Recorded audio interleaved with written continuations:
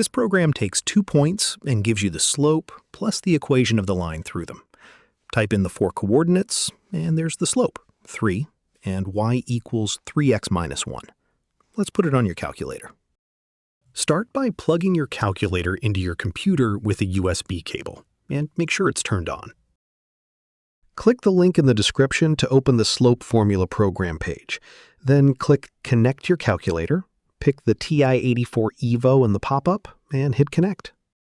Now click Send to Calculator, and a few seconds later, the program is on your calculator. Over on the calculator, press the Program key. Choose TI Basic, and there's our slope program, called Slope. Press Enter to grab it, and Enter again to run it. Now let's find the slope between the 2 points at the top of the screen. It asks for each point's x and y.